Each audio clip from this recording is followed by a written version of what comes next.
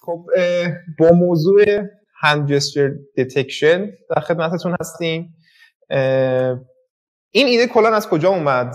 وقتی که خب سریال های مارول رو میبینید، یک شخصیت رو به اسم آیرون من اگر دیده باشید، یا کلا این فیلم های علمی تخیلی میبینید مثلا توی فیلم یه آدمیه اجسامو داره رو هوا جابجا میکنه، باشون کار میکنه، یه سیستمی رو با دستش کنترل میکنه.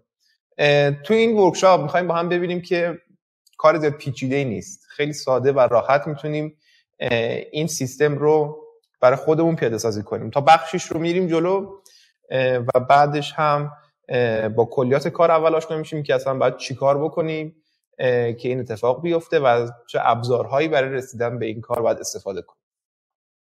خب مقدمات اولیه مقدمات اولیه برای شروع این کار، اینکه بخوایم شروع کنیم داستان رو، یک دانش حداقلی از زبان برنامه‌نویسی پایتونه. ولی یک نکته رو من میخوام قبلش بگم. اگر که بتونیم تصویر رو منم داشته باشیم توی صحنه.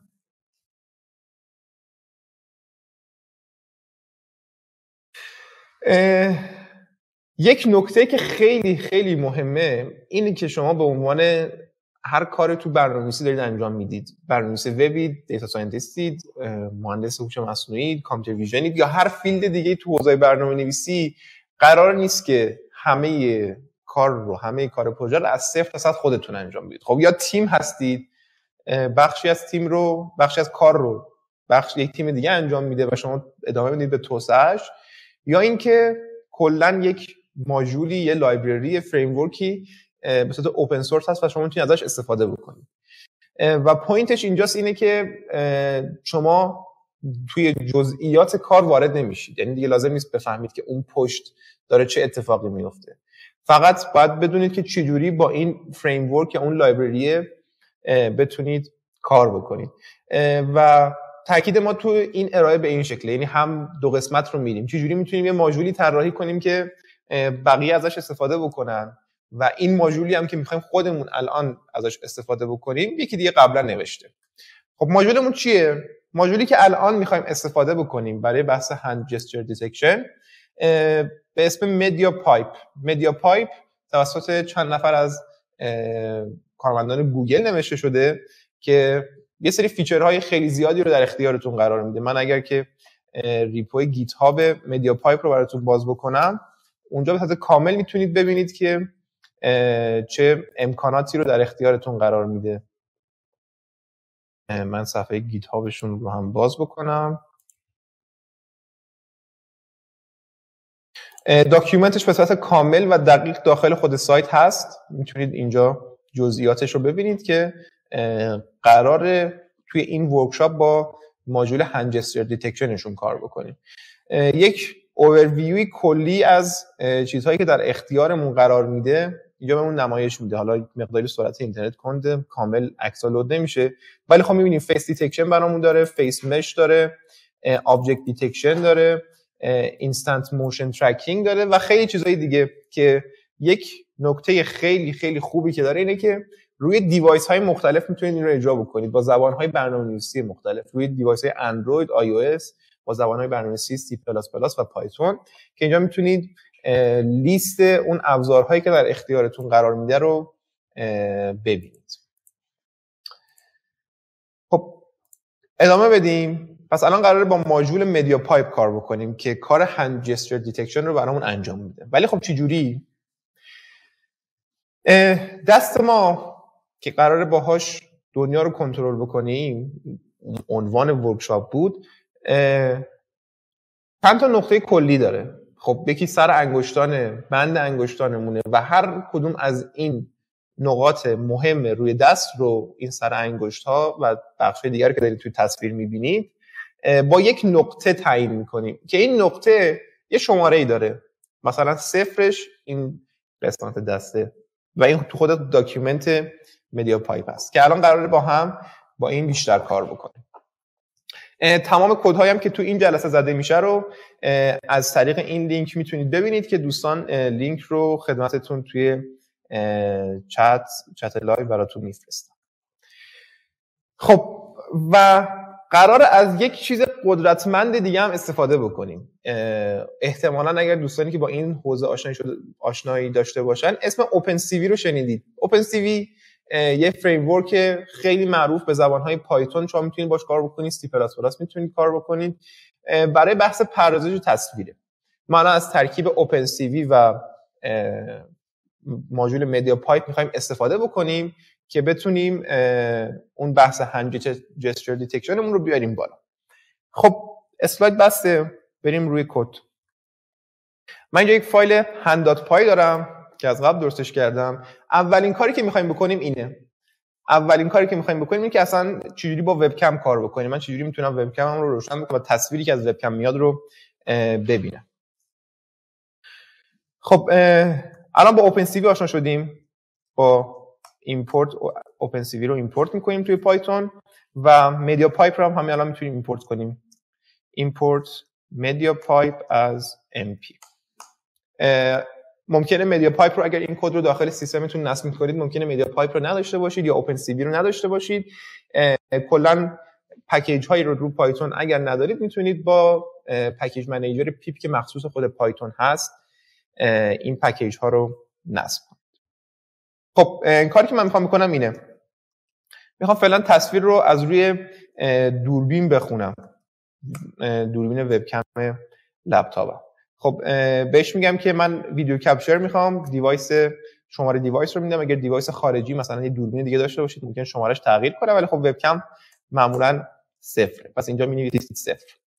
یه حلقه میخوام درست کنم که این حلقه کارش اینه هر دفعه یه عکس از وبکم برای من میخونه.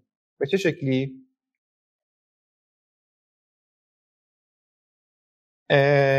ماژول اوپن سی وی وقتی قرار عکس رو بخونه با دستور cap.read، من این کپ رو این بالا ساختم و cap read برای من یه عکس میخونه و این حلقه هم بی‌نهایت این عکس‌ها میاد پشت سر هم شبیه به یک فیلم میشه، انگار که من تصویرمو دارم واقعا میبینم. خب دو تا چیز بهم برمیگردونه. یکی اینکه آیا واقعا تونستم تصویری بخونم یا نه که میاد تو این یه 0 و 1 و یک دونه ایمیج من برمیگردونه که من این ایمیج رو میخوام الان اینجا به نمایش بذارم. با دستور ایمشو می‌نویسم وبکم تایتلشه و ایمیج رو نمایش بده. یک چیز دیگه هم میخوایم که اوپن سی وی رو بتونیم متوقفش کنیم. با دستور کنترل سی و ویت کی هم اینجا میذاریم. خب بیایم کد رو اجرا بکنیم. مرحله به مرحله قراره با هم بریم جلو ببینیم که چجوری میشه این کد رو اجرا کرد. خب من الان تصویر من رو تو وبکم اینجا دارین میبینید و خیلی هم اوکیه. کد رو متوقف میکنیم و کار دیگه که میخوایم بکنیم اینه. الان بس تصویر خوندن از وبکم اوکی شد. من با این چند خط تونستم تصویرم رو از داخل وبکم دریافت کنم. الان کاری که میخوایم بکنیم اینه. میخوایم بیایم با مدیا پایپ کار کنیم. خب دیدیم مدیا پایپ ابزارهای مختلفی داره. اولین چیزی که من میخوام باش کار بکنم بحث خب دستار رو میخوام باش اون هند جستچر دیتکشن رو انجام بدم. خب اینجا چی بنویسیم؟ MP hands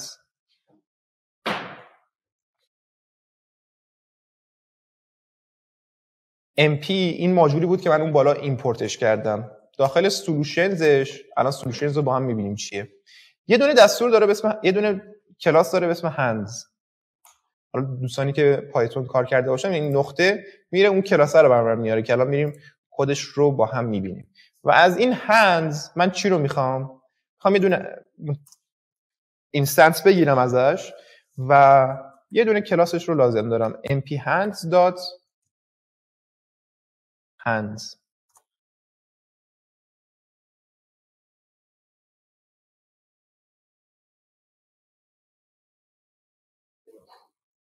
خب من یک مقداری تصویر رو بزرگ کنم که دوستان بتونن ببینن. خب هم میتونید برید داخل داکیومنتش ببینید که چه اتفاقی داره میفته داخل این دوتا دستور و همین که من الان اینجا میتونم ببینم mp.solutions. mp این ماژول مدیا پایپی بود که این بالا من ایمپورت کردم. mp.solutions رو بریم ببینیم توش چیه. اوپن سورس تمام کدش رو میتونید شما برید ببینید و هیچ مشکلی نداره. خب من از mp.solution این هنز رو ایمپورت کردم. بریم الان تو هنز ببینیم چه اتفاقی داره میفته. خب ماژول هنز یک کلاس داره به اسم هنز. این کلاسی بود که من الان اینجا ساختم. یه سری پارامتر ورودی میگیره که من الان خالی گذاشتم. ببینیم پارامترهای ورودیش چیه توی کلاس هنز.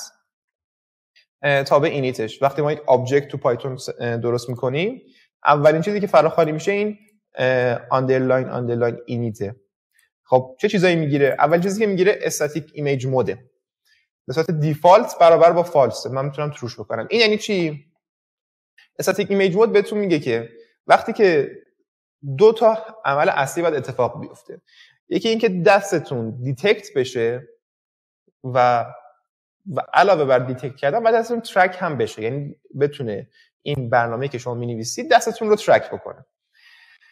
خب وقتی که برابر با فالس میذاریم چه اتفاقی میفته؟ وقتی برابر با فالس میذاریم من اینجا دو تا کانفیدنس لول هم میبینم. کانفیدنس لول برای ترکینگ و دیتکشن.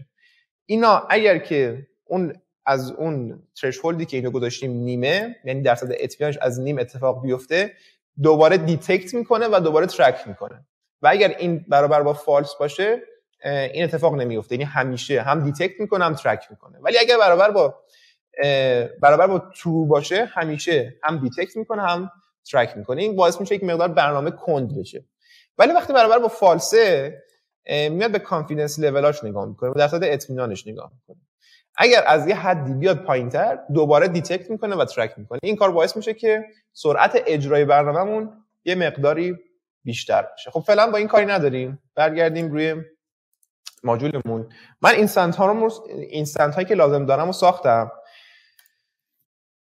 و ایمیج رو هم اینجا دارم از ماژول اوپنسیوی میخونم. این IMG ایمیجی که از وبکم داره خونده میشه. خب برگردیم رو پرزنتیشنمون. اتفاقی که میفته چیه؟ اوپنسیوی تصویر رو وقتی میخونه به صورت BGR. BGR یعنی چی؟ BGR هر عکسی که شما توی کامپیوتر ذخیره میکنید از 3 تا کانال رنگی تشکیل شده که حالا بیشتر جاها به صورت RGBه. اینجا ما اوپنسیوی، حالا کسانی که اوپنسیوی رو توسعه دادن تصمیم گرفتن که از به صورت BGR عکس رو ذخیره کنن. یعنی اون IMG که من اینجا دارم میبینم کانال های رنگیش به صورت BGR. خب ولی اکثر ماژول های دیگه که شما باش کار میکنید به صورت RGBه. برای اینکه من بتونم با این عکس کار بکنم باید تبدیلش کنم به BGR رو باید تبدیل کنم به RGB. خب اصلا چیه این RGB BGR؟ هر عکسی که شما تو این کامپیوتر ذخیره میکنید 3 تا کانال رنگی داره که از کنار هم قرار گرفتن این 3 تا کانال رنگی اون عکس اصلی ایجاد میشه. مثلا این عکس توتی این 3 تا کانال رنگی رو داره، رد و گرین و بلو، RGB. این 3 تا وقتی بیاد رو هم اون عکس اصلی که داریم رو تشکیل میده. واسه بعد یه کاری بکنیم این که بیایم یه ایمیج RGB درست بکنیم. RGB که از خود CV OpenCV هم استفاده میکنیم. یک متدی داره به اسم CVT color که مخفف convert color. قراره با هم این ایمیج رنگیشو و کانال رنگیشو عوض بکنیم. بهش عکس رو میدیم و میگیم که چجوری قراره ترتیب کانال رو بذاره. میگیم cv2.color bgr to RGB. اینا هم ببندم. اتفاقی که میفته کانال های BGR رو به RGB تبدیل میکنه برای این عکسی که بهش دادیم. خب من میخوام از ماژول مدیا پایپ استفاده کنم برای دیتکشنم. می‌نویسیم hands. این hands این اینستنسی که این بالا درست کردم. دات پروسس به من ریزالت رو برمیگردونه. ریزالت پروسس رو برمیگردونه. پروسس. و اینجا باید بهش عکس رو بدم. عکسی که به صورت RGB تبدیل شده. خب ببین چه اتفاقی میفته. اینو بذاریم ریزالتس بهتره. چون مجموعه چند تا ریزالت پشت سر همه و اینو پرینتش کنیم. ببینیم چی تو این ریزالته. پرینت کن ریزالتس. اجرا بکنیم برنامه رو. خب وبکم هم دارم میبینم و یه سری کلاس داره برای من مینویسه. این ریزالت پس یعنی به همین شکلی که هست قابل استفاده نیست. بعد بیام چیکار بکنیم؟ باید بیایم بریم توی خود ریزالتس ببینیم خود ریزالتس چی داره. خب خود ریزالتس یک کلاسه. کلاس یه سری اتریبیوت داره که من با دات میتونم بهش دسترسی داشته باشم. چیزی که میخوام ببینیم نقاطیه که بعد از پروسس کردن این عکس داره بهمون میده. خب یه متد یک فیلدی داره، یه اتریبیوتی داره به اسم مولتی هند لندمارکس. من اینجا بنویسم مولتی هند لندمارکس. خب الان بیایم اینو پرینت کنیم ببینیم بهمون چی میده. خب ماژولمون اجراشو داره نان میده. ببینید چه اتفاقی میفته. الان من دستمو میارم بالا، یه سری x و y و z مینویسه. چیه اینا؟ خب من دستمو میارم پایین، دوباره نان مینویسه، میارم بالا x y z. پس داره دست رو تشخیص میده با اون عملگر پروسسش. دوباره دستو آوردم پایین، نان تشکیل میده. خب برگردیم رو اینجایی که x y z بود. یه لندمارک داریم، یه x و y که معلومه. نقطه روی صفحه از این نقاطی که اینجا داشتیم توی این اسلاید اینجا داشتیم داره x و y این نقاط رو به من میده. z چیه؟ z چی میگه این وسط؟ z حالا این بستگی به کیفیت دوربین شما داره. z میاد عمق تصویر شما رو میسنجه. در واقع حالا تو خود داکیومنتش اگر مراجعه کنید نوشته که عمق تصویر نسبت به نقطه صفر، اینجایی که بهش میگه ریست، مچ دست، نسبت به دوربین. حالا این به کیفیت دوربین شما هم برمیگرده. من یک بار دیگه اگر این رو اجرا بکنم، نان میده، دست رو تشخیص نمیده. الان دست رو میارم بالا. اگر که من دست رو نزدیک دوربین کنم، میبینید دست رو تشخیص نده، داره اون زدش کم میشه. وقتی دور میکنم عددش منفی تر میشه. این داره عمق رو هم الان بهمون میده که فعلا الان با عمقش کار نداریم اینجا. خب بریم جلوتر. من میخوام الان چیکار بکنم؟ میخوام بیام ببینم که ریزالتی که داره به من نشون میده درسته یا نه.